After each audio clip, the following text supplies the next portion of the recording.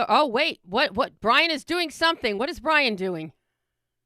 Misa Cha-Cha Pinks. You are listening to Behind the Lens.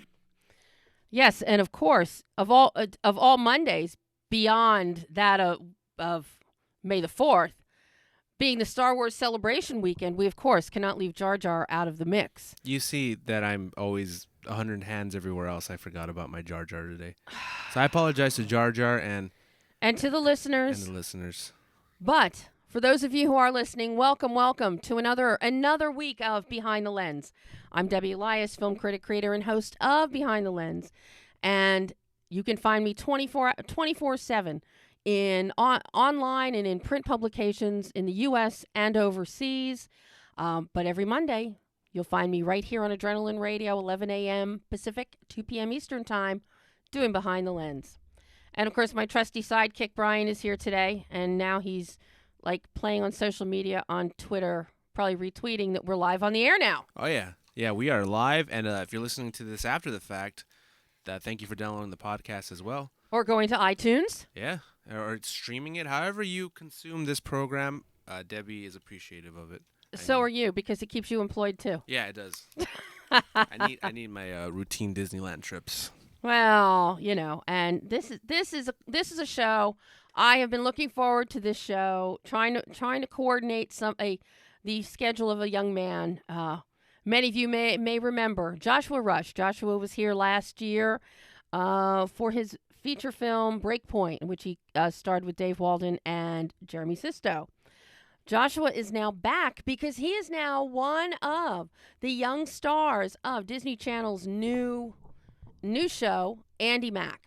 It airs every Friday night on Disney. It's also available on all the Disney digital platforms. But I'm very excited. You heard earlier exclusive excerpts of my interview with the creators of ANDI MACK and writers Terry Minsky and Michelle Manning. But today we're going to hear from Joshua, who plays Cyrus Goodman. Joshua's going to join us live at the half-hour mark. I'm very, very excited about that. But until then, we got a bunch of stuff to cover here, don't we, Brian?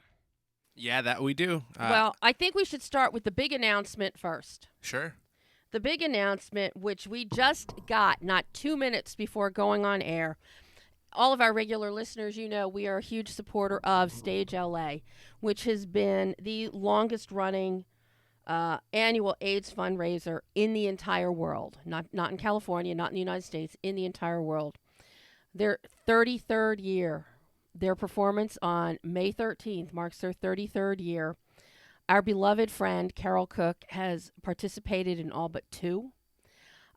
We've just gotten word this will be the final. This will be the finale for Stage LA and their fundraisers.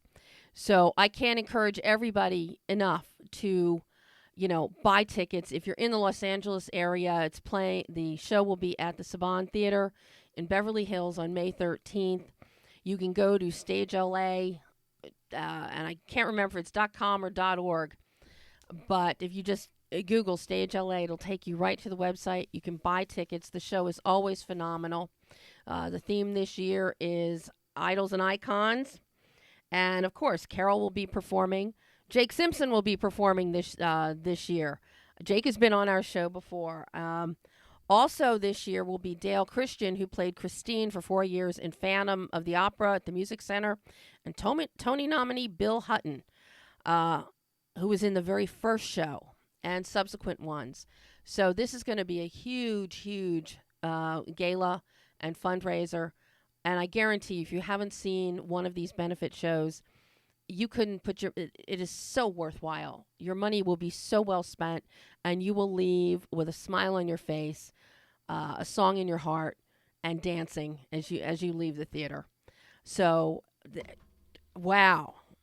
Huge thanks to Scott Barton, who's one of the producers and the publicist for Stage LA, for letting us know that and giving us this exclusive. So you'll be hearing more about Stage as we count down to May 13th. But that was the big news, big breaking news this morning. Not as sad as when we broke Robert Osborne's passing, but still to say goodbye to this fundraiser. There have been incredible talents over the years and incredible performances. So I personally am very anxious to see this one on May 13th, and I hope all of you will too. So please Google it, Stage LA, and if you're in the LA area on May 13th, spend your money. It goes to a worthwhile cause, and you'll be entertained at the same time. So now on to, shall we go to move on to your favorite subject, Brian? Sure. And food. No, not food. Oh. Your other favorite subject. Oh, Star Wars. We still are in the Star Wars celebration weekend. Yes, which is strange that they never do it around the month of May with the 4th coming up. But I enjoyed that you know what sucks about it is that Los Angeles gets everything. But Except this. Because when I saw tickets go up for sale, I was like, oh, Orange County, that's right up the freeway from me. But no, it's Orange County, Florida. Yeah. So it's still up the freeway, but just a little bit more. It's a little further. A little further than I was hoping to travel. It's like taking the 10 all the way across the country. Yeah, that's all I'd have to do. Yeah. That's it. What is that, like 20 minutes? No, the traffic on most of the 10 is a lot easier than traffic in LA. Let me tell you, because I've traveled that route before. I've always wanted. Well, we'll say that for our cross country podcast. That's true. The most exciting thing about what occurred that night or that morning over the weekend, over that convention was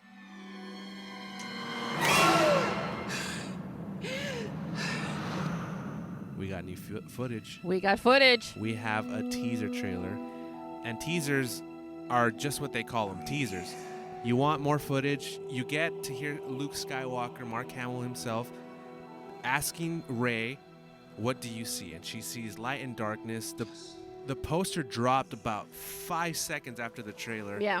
And I posted it on my own social media as well as on Nothing in Particular, my podcast.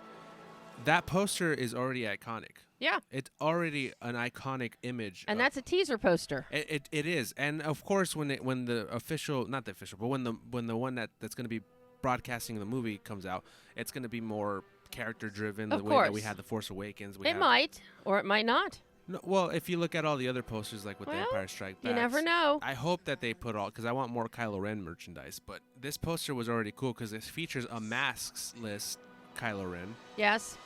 Which I think is cool because the thing that I loved about Darth Vader was we never got to see his face up until the final film of the trilogy, the original trilogy. But this one, it already shows you the evil behind the mask. Yeah, and even in the trailer, you get to see. Well, and because you have to remember that once Darth Vader's mask was removed and he was revealed, there was no evil. It was the good. Yeah.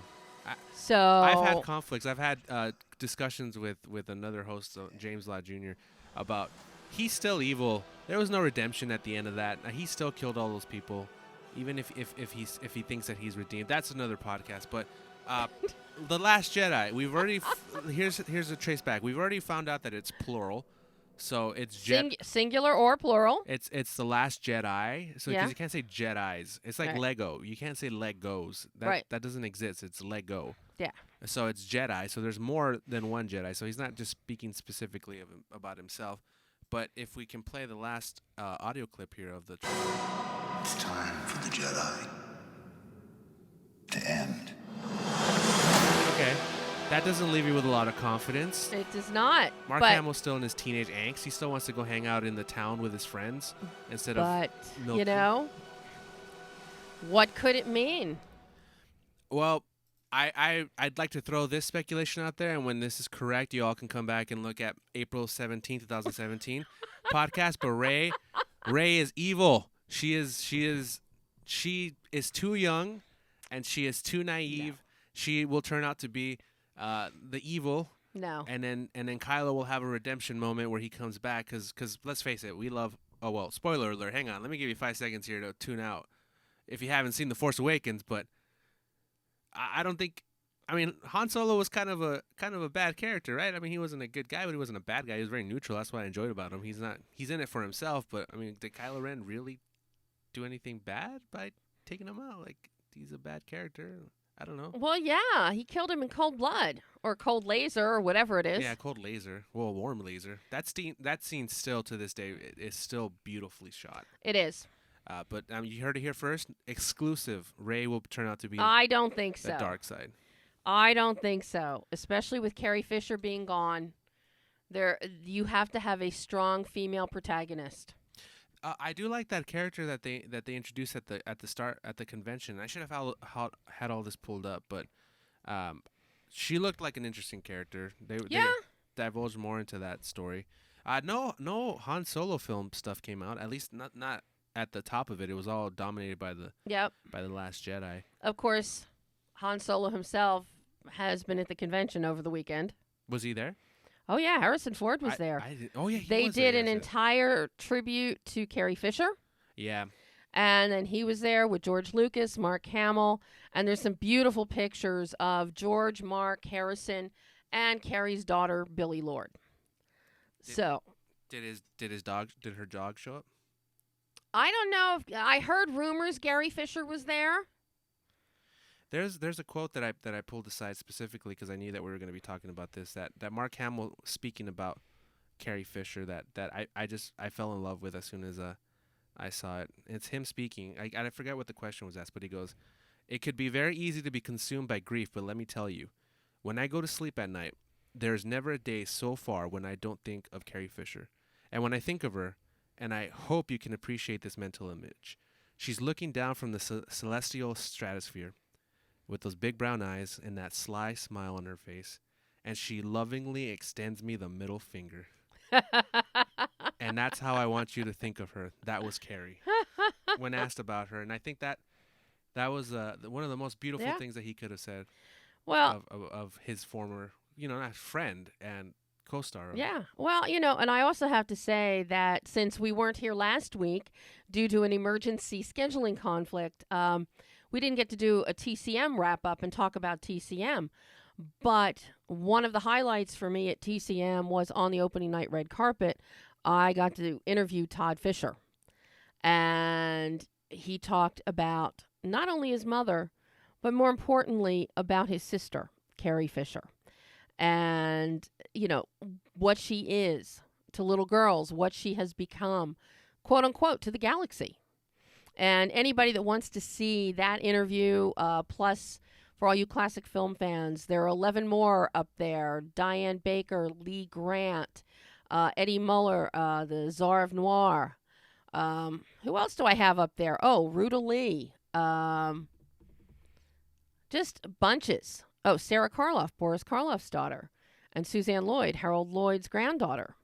And for all of you Harold Lloyd fans, got the tidbit from Suzanne that she just, as president of Harold Lloyd Entertainment, she just signed a deal where Harold Lloyd is now going to become an animated feature.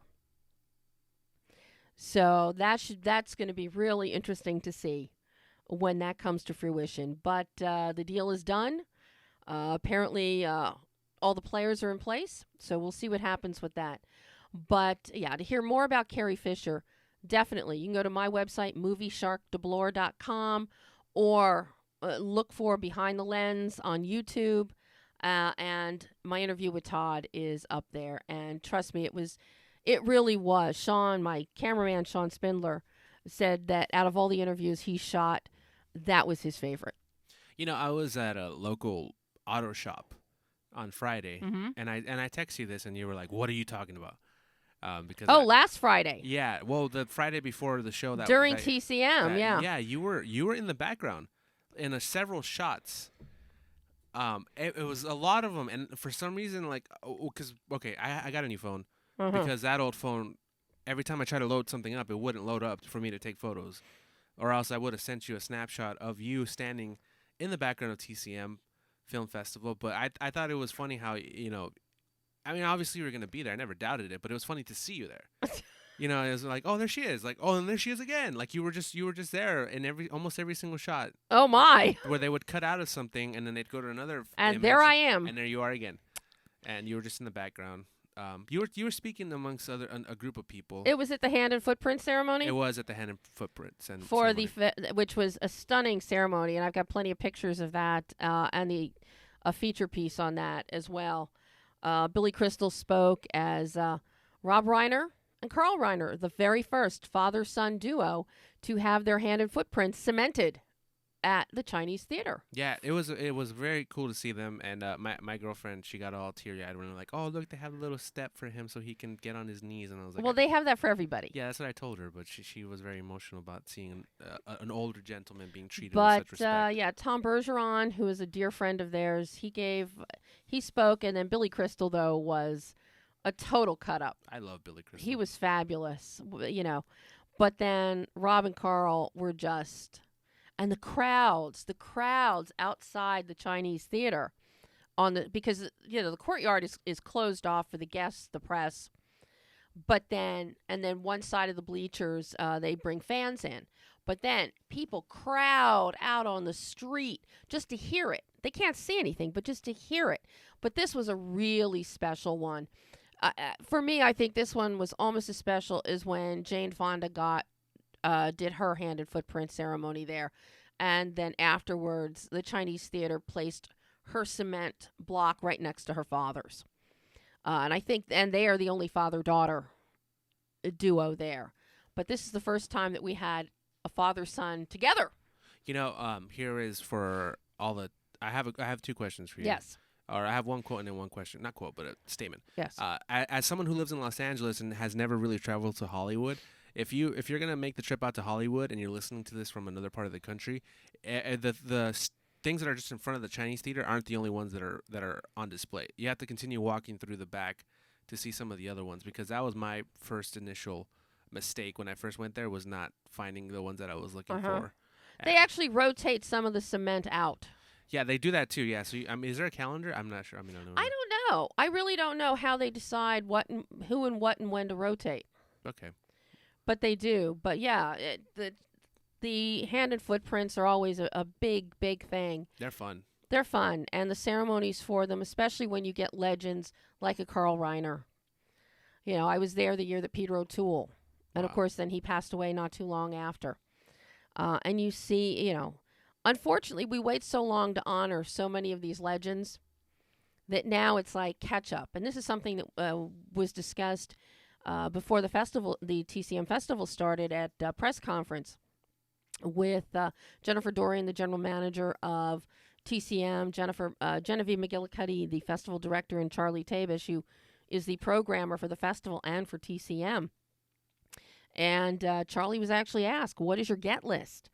The way people pass away, as quickly as they're starting to pass away, what is the great get list for bringing celebrities? Because this festival opening night brought in Sidney Poitier, Lee Grant. Sidney Poitier, I think he's 90. And it was for In the Heat of the Night, the 50th anniversary of In the Heat of the Night. So, at the top, obviously at the top of the TCM get list at this point is Doris Day. Olivia de Havilland, yes, the world would love Olivia de Havilland there, but she is not leaving Paris. They tried. They came really close a couple years ago. Well, cement travels. Well, doesn't necessarily have to be in front of the theater. Well, no, they want her to come and introduce a film during the festival and things like that. Did you meet up with the fun crew that was on? Of course. The phone? How'd that go? Oh, that was fabulous. We saw each other on Wednesday. We met up before the press conference, and then we were in lines together watching films.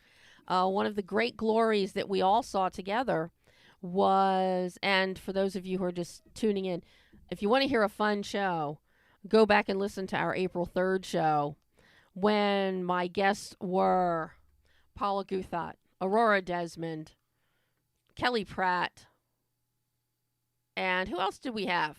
Kristen Lopez. Yeah.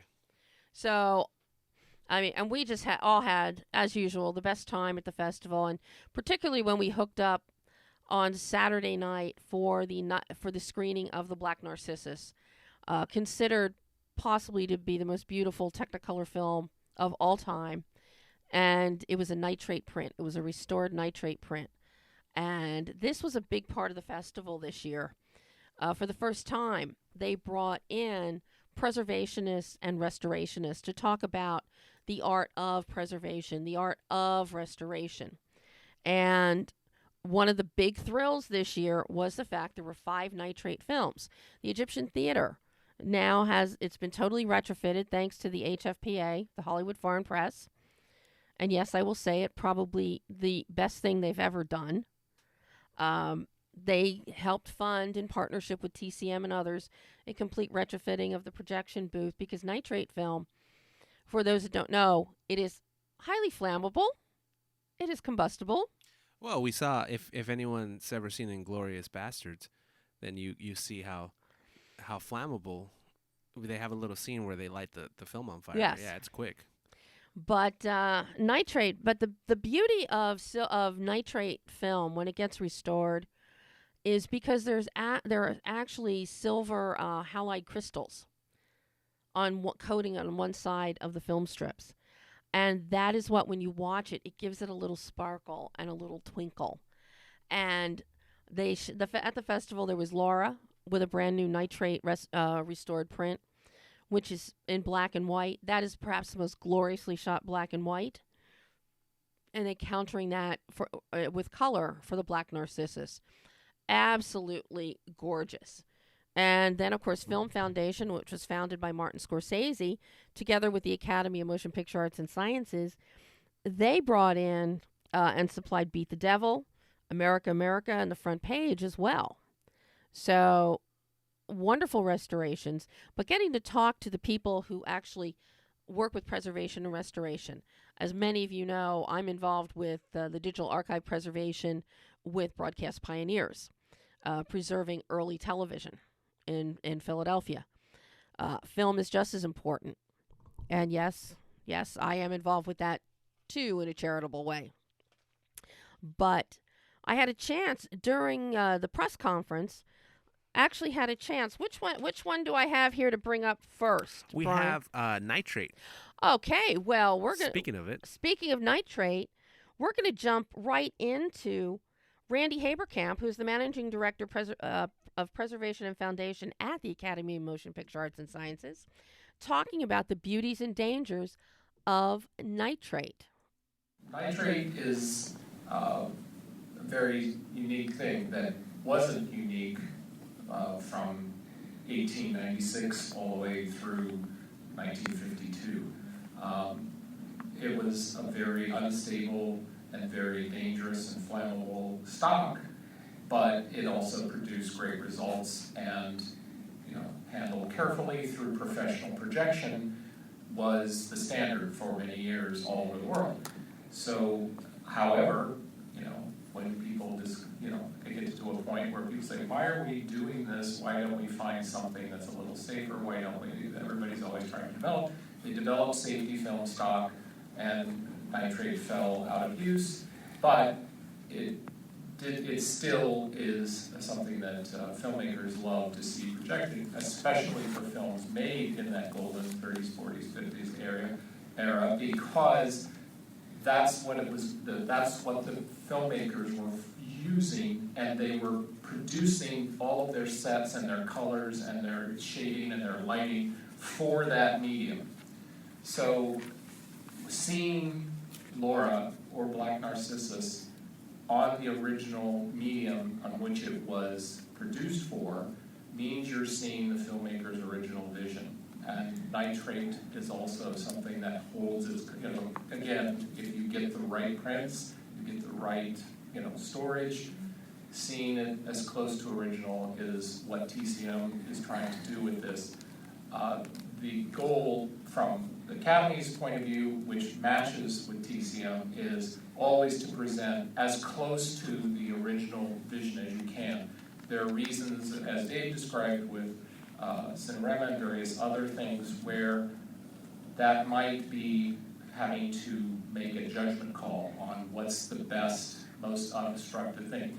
You can have an original print that's all beat up and it takes you out of the movie because it doesn't look good.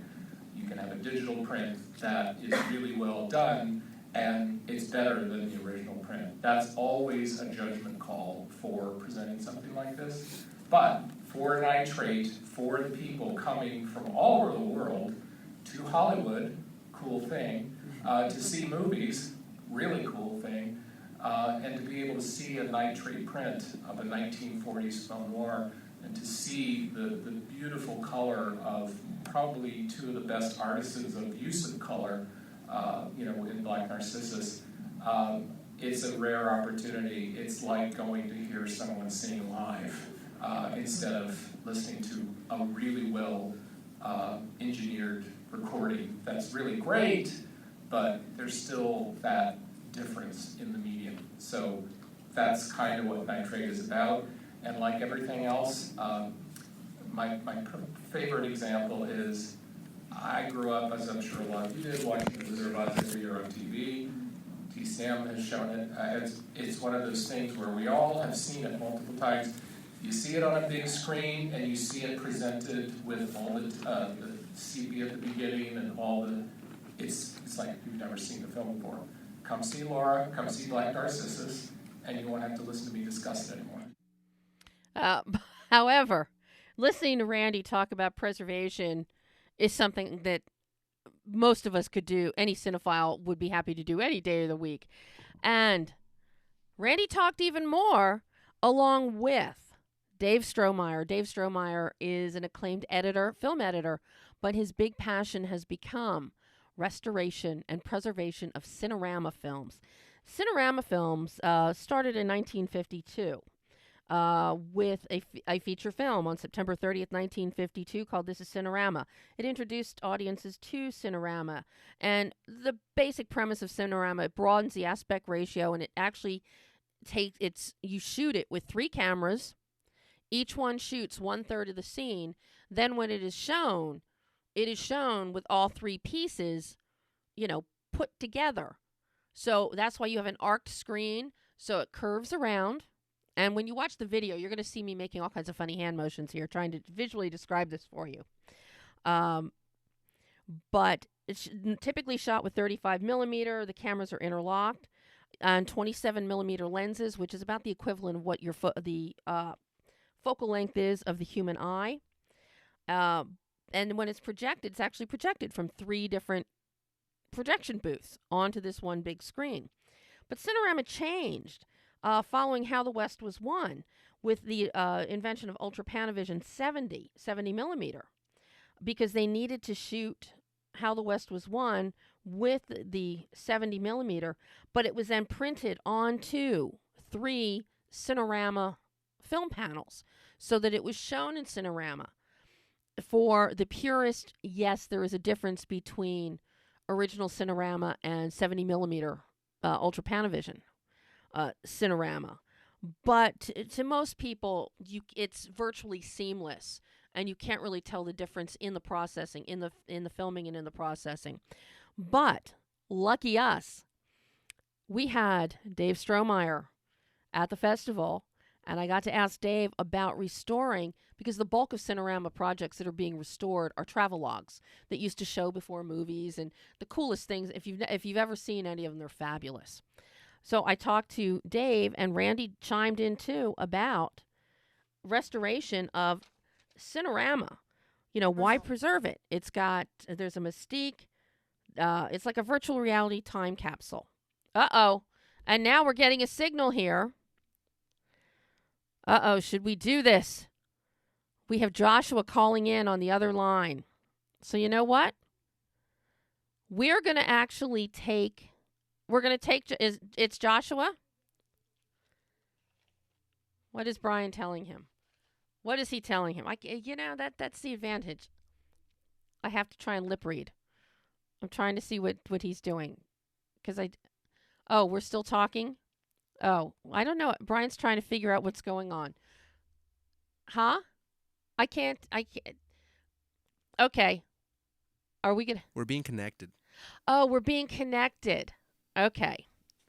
Look, I can sit down and be on the phone too now. Look at that. His publicist, Nilda, is connecting. I can't hear what you're saying, though.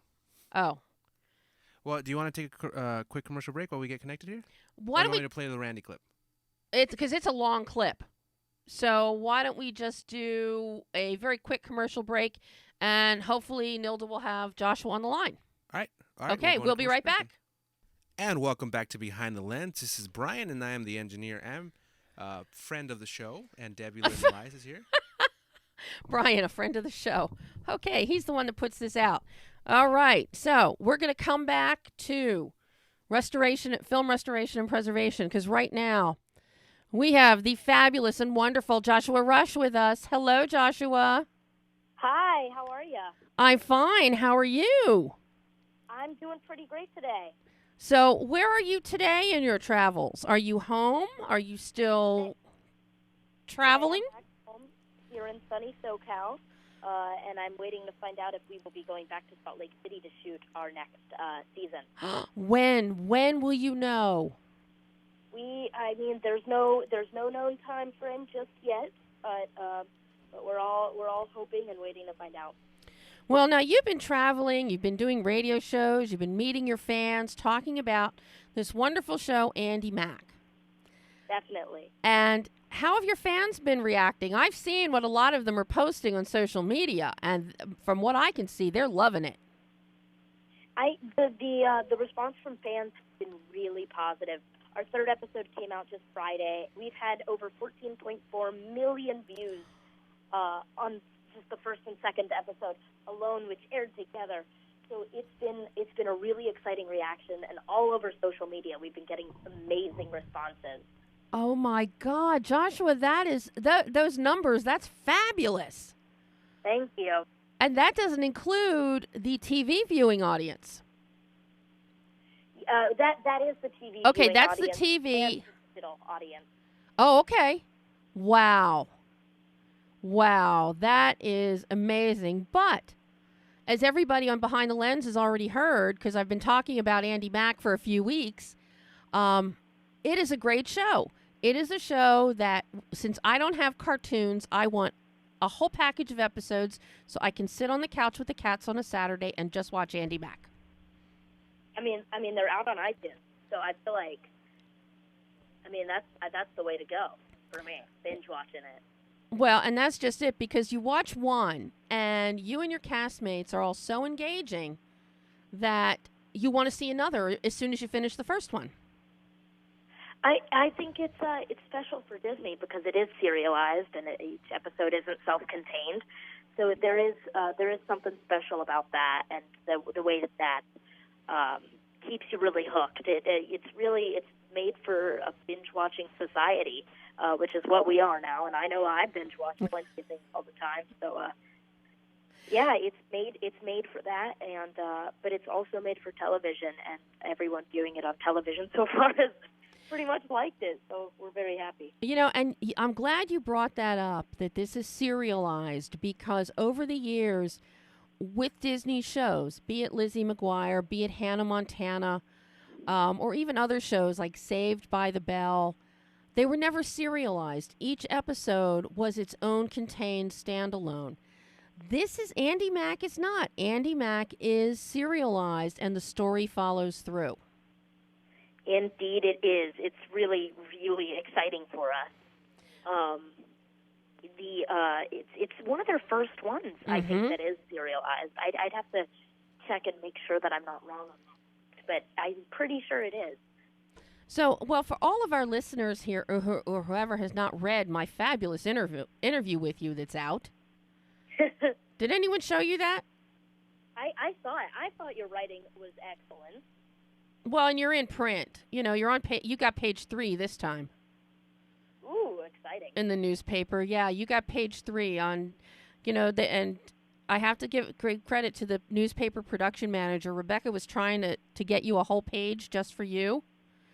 But but because there were so many advertisements for Easter and Passover restaurants, she didn't have the space, so she smushed my review of Richard Gere's new movie Norman. Wow. But she didn't. So you're on the same page. So you're on the same page with that. But when you look at it, you'll see that you're full-size type, but the movie review got smushed into little type. I'll take it. I appreciate it. So now, for all of our listeners, tell them all about Andy Mack and this wonderful cast that's you, Peyton Elizabeth Lee, who plays Andy Mack, Sophia Wiley, who is another one of Andy's BFFs, as you are, Asher Angel, and, of course, Leland Bowden and Lauren Tom, plus, of course, Stoney Westmoreland. So Andy Mack is about a girl, obviously, whose name is Andy, and her life gets completely turned upside down when her sister comes home from a long time away and reveals a absolutely massive family secret to her. But we're not going to reveal it yet for people that haven't seen the show yet. Right, of course not. We wouldn't want to spoil it, but it is fairly public knowledge now because there are a lot of promos out for it. Well, continue. Talk about working with these wonderful people. Right, yeah. So we shot it in Salt Lake City, and it was pretty amazing to be able to shoot it there. Getting closer to the end, it got a little bit cold, but overall, it was a pretty incredible shoot experience. And I love any time that I'm able to get out of town. And I mean, you even mentioned it. I'm often out of town right now. Well, you're doing a lot of promotion right now. I am. I was just in Houston, I got to hit all the old local news stations, which was really, really fun. Because I mean, Houston's where I got my start, and I still feel like it's my home. But you know, I live in LA now, and I love it here too. But yeah, you also hit a lot of restaurants too. I did. I was tweeting back and forth with Whataburger for a while. Because I think it's incredibly imperative that there's a Whataburger franchise open. Okay, now tell me, what is Whataburger? Because I saw all these pictures that you were posting about Whataburger, and I'm thinking, what is Whataburger? So it's a Texas-based chain of burger restaurants. It's the Texas equivalent of In-N-Out Burger. Oh. There's nothing quite particularly different about Whataburger, but there is an immense sense of pride over it. Oh. There's a lot of customization. You can get a lot of bacon. It's Texas. You can get a lot of bacon. And so I like to get some bacon, some jalapenos on my burger. The fries are really good. The fries, you know when you get the fries extra crispy? Oh, yes. In and out? Yeah, so every fry is like that. And I want you to know that Brian is sitting in the control booth right now, nodding his head up and down as you're talking about extra crispy fries. I will tell you, Whataburger is, and it might just be the home state pride that I get when I think about it. But I'll tell you what, I love me a good Whataburger.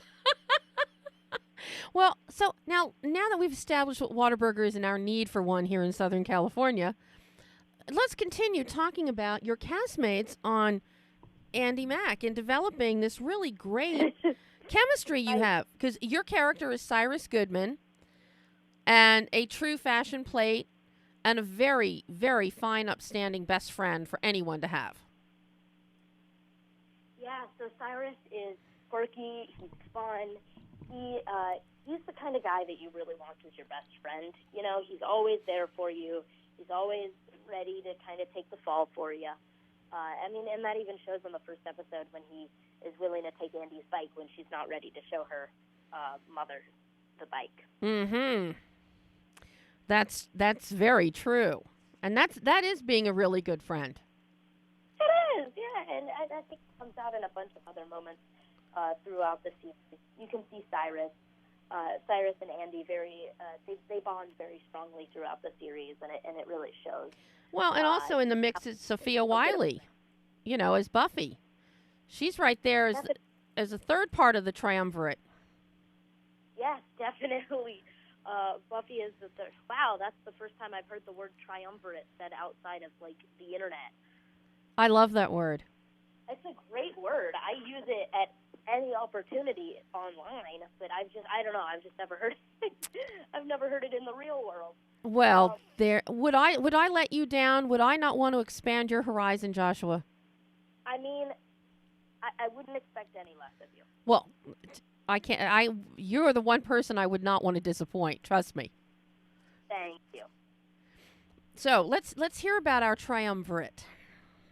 Yeah. So I'm one part of it, and the other two parts are Andy and Buffy. Andy is kind of definitely the gang leader.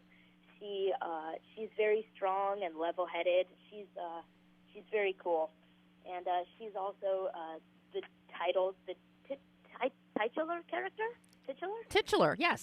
Titular, okay. Titular character of the show. And the other part is Buffy Driscoll, who is hot-headed, and she is, I mean, you know, she's always quick to take a reaction. I think you can see one of those quick reactions that she takes in a very major sense in episode 5. So watch out for that one. Mm-hmm. Buff comes out, and she, whenever someone's having a problem, she always says, "We're gonna fix it. We're gonna fix it right now. We're gonna make everything work, and it's gonna be bad, and that person's gonna pay." And Cyrus kind of comes in and says, "Hey, why don't we make friends with everybody?"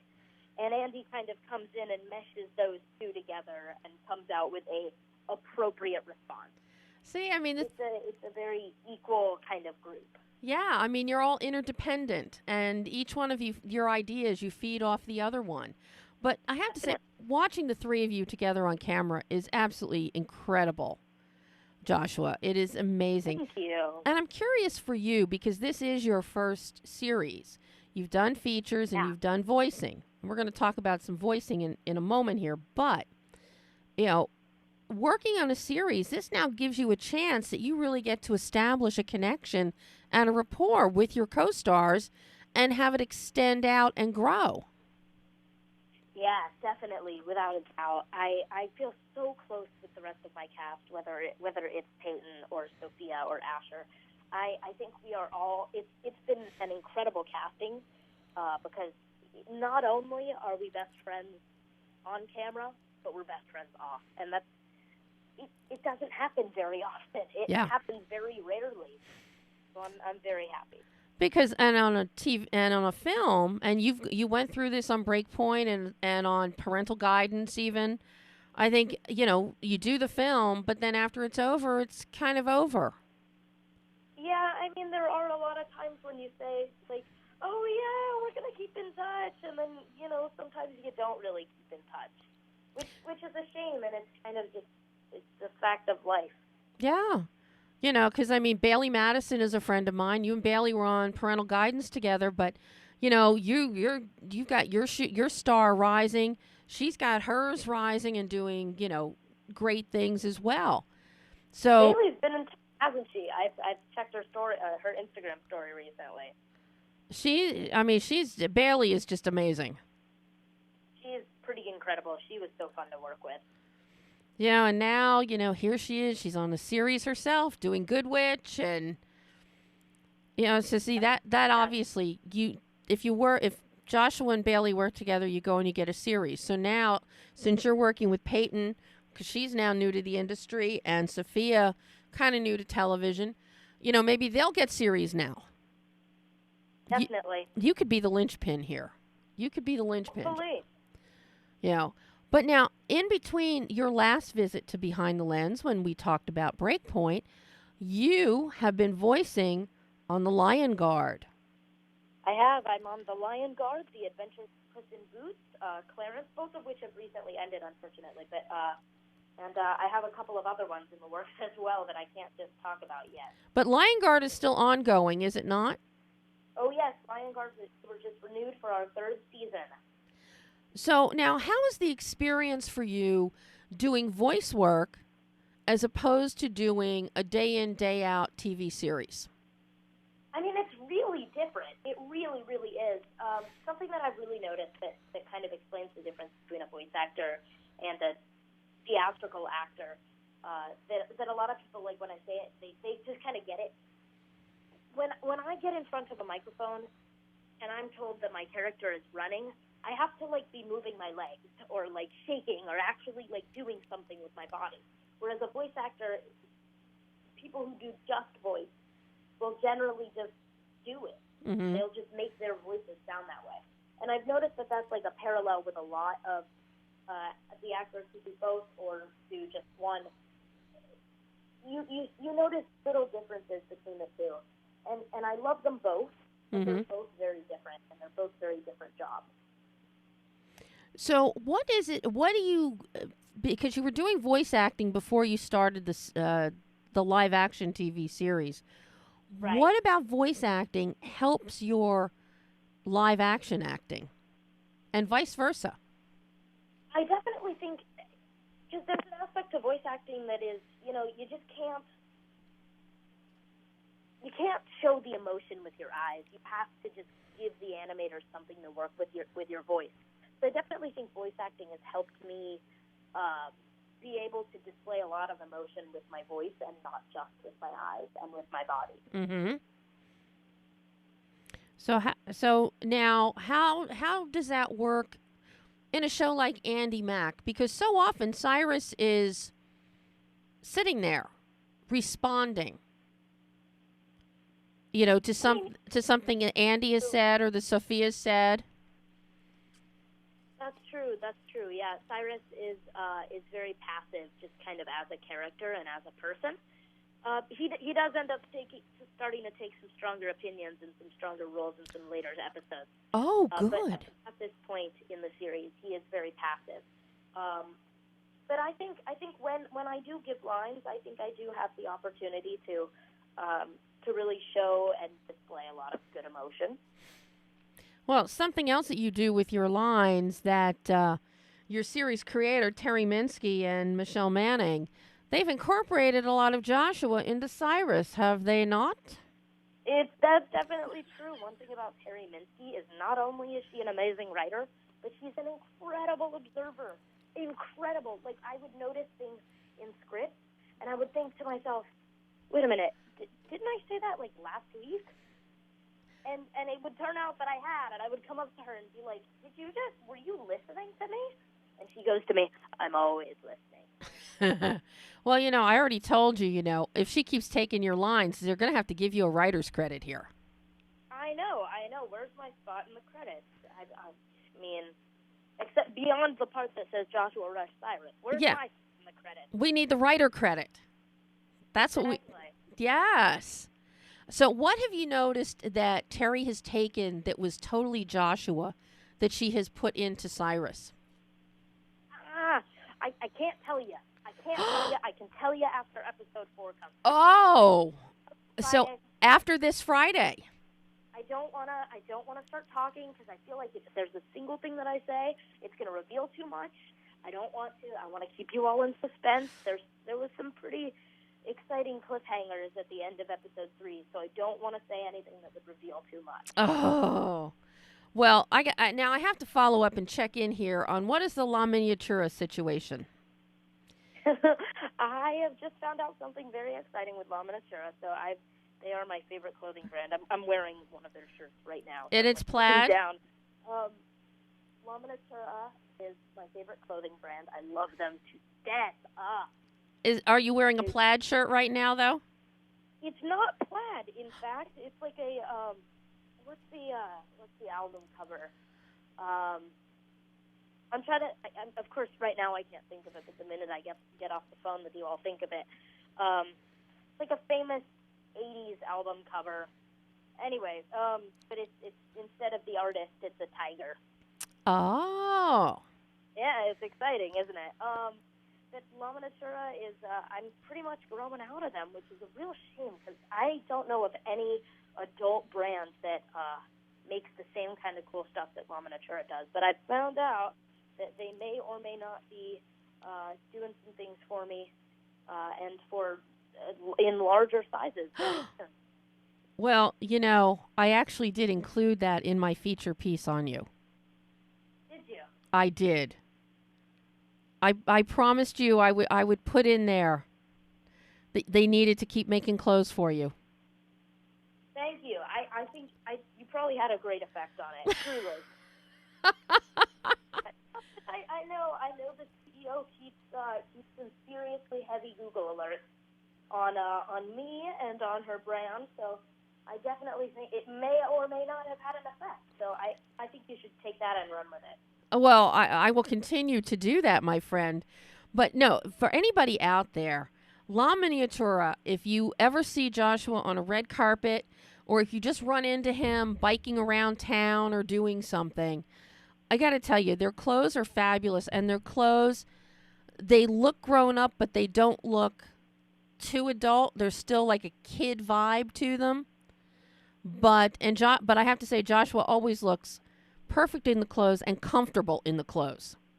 Oh, well, it's been a long, hard road to find some clothes that fit me quite well perfectly, that fit my style and my look, but La Miniatura has done it quite well. And the fact that they are comfortable for those long days working. I mean, yeah, it's true. It's hard under the hot lights on a carpet. I know it sounds like a really seriously first world problem, but it's, you got to be comfortable. Well, and anybody that has ever been on a red carpet, it is very taxing. It is very long. And when you're doing Disney carpets, I know this for a fact, they are not short carpets. They are definitely not. I did Beauty and the Beast a while ago. That thing felt like it was a mile long, but I had so much fun. And have you gone back to see Beauty and the Beast after the premiere? I didn't. I really liked it, and I kind of wanted to keep it in the moment. There's something magical about getting to see it at El Capitan. It was gorgeous, and everyone in suits and looking nice. There's something that felt very Beauty and the Beast about the way that I saw Beauty and the Beast. So I kind of wanted to keep it in the magic. So where do you want to see yourself going now? You've got ANDI MACK going. Fingers crossed we get a season 2. My fingers and my toes and all those on the cats are crossed as well. So I got you covered. But, but what else do you want to do? Do you want to branch out more with live action? Obviously, you want to pick up more voice work just because. But of course, I love doing the voice work. That stuff is fun. But I mean, for now, my near future is ANDI MACK, and I'm working on my schoolwork. I'm going to go to college. I want to go to an Ivy League or top 10 school. I definitely, I might be working in this field, but who knows where I'll be in 10 years, and maybe I'll be planning my first run for office. Oh my God. Oh my, Joshua. Would you start with our local city council by any chance? I don't know. I'll tell you. I might jump to the state legislature. My. Well, now. I don't know how long I can stick around in Sacramento, though. I do love it down here. I've got to ask you. I have to ask you though. Now you just made me forget. I'm thinking of Joshua as a politician, and my mind just went blank. No, no, seriously. Because you are now homeschooling, does this let you fast track your education? It lets me not have a summer break. I know that from my parents because I'm taking college classes over the summer, which will mean that I won't have an English class next year. During the school year, which will mean that I have more time to, enjoy myself, and maybe even go and intern at a politician's office or something like that, at a campaign. So there is that definitely going on. I think one day a week, if I have the opportunity, I would totally do that. Wow. You should even, start, with local campaigns. Work on a campaign. Without a doubt, definitely. Yeah. So now, before I let you go, my friend, tell everybody why they should see ANDI MACK. It's different. It's different. It's not your average Disney Channel show. I think a lot of people hear the word Disney Channel, and it doesn't excite them. I think ANDI MACK is different. It's very real. It's very exciting, and I think people are really going to love it. Well, I already love it. I think it's a great show for the entire family. It's not dumbed down. It's very well done. Production values are high. The performances are great. And the cast is absolutely outstanding. Thank you so much. Well, my friend, this has been an absolute joy, as always, to talk to you. As always, a lovely day. Well, I will see you soon, running around town, I'm sure. Without a doubt, I'll stop by your office. Okay, you can actually do that. And actually what I'll do is I'll glom some and put some newspapers aside for you so that you have print copies of the latest issue. Thank you. You're welcome. I will talk to you soon, Joshua. Thank you so much, and everybody, tune into ANDI MACK. Yes, tune in to Andy Mack Fridays at 8:30 on Disney Channel. Yes? Indeed. All righty. Thank you so much for having me. Okay, Josh. Bye-bye. Bye. And that was the fabulous Joshua Rush talking Andy Mack, The Lion Guard, La Miniatura, all our favorite stuff. So, Brian, do we have time to go back to that clip on restoration? At this point, no. Okay, then we'll save that for next week. But we can play to add or not to add restorations. No, let's hold off on that one. Okay. Let's hold off on that one. You and I can just chit-chat for the last 2 minutes of the show. Yeah, of course. How old is that kid? Joshua? Would you know? I think I think Josh is, what is he now, 14? Because what an articulate child.